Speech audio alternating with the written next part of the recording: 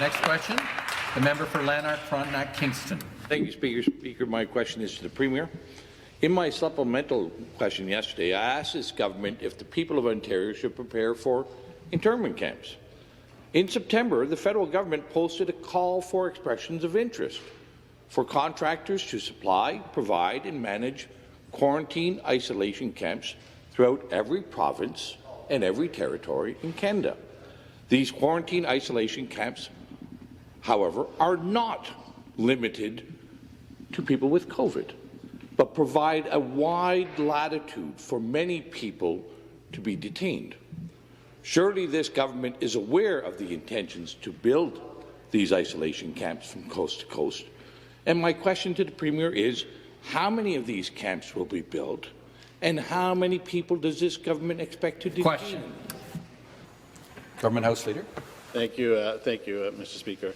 It is very true that when people leave the country and when they come back in, that the province is suggesting, and the federal government, in cooperation with the federal government, we are suggesting that people isolate themselves. That has been a practice that has been very successful, not only here in the province of Ontario, but across Canada. And we will, of course, be redoubling our efforts to make sure that the people of the province of Ontario remain safe, Mr. Speaker. So if the member is referring to the fact that that one of the public health policies is that when you return from a jurisdiction outside of the province of Ontario or from another country, that you isolate yourself for 2 weeks, I would suggest that has been a good policy that has been working. In fact, this House has been doing the same thing since we came back.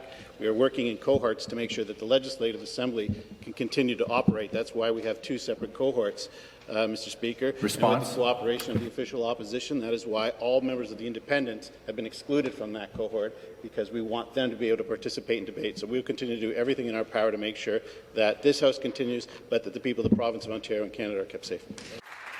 Supplementary question. Again, back to the Premier. Here's the RFP, and in the RFP it uses clear language to express that these camps can be used for a broad spectrum of people, not limited to travellers. Indeed, it doesn't even mention international travellers. It's just a broad latitude of people. And I'll send over the copy of the RFP after. So your government must be in negotiations and aware of these plans to potentially detain and isolate citizens and residents of our country and our province. So, Speaker, to the Premier, where will these camps be built? How many people will be detained? And for what reasons? Question.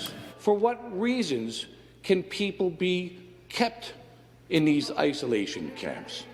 And I'd like to have the Premier assure the people of Ontario. Member, take a seat.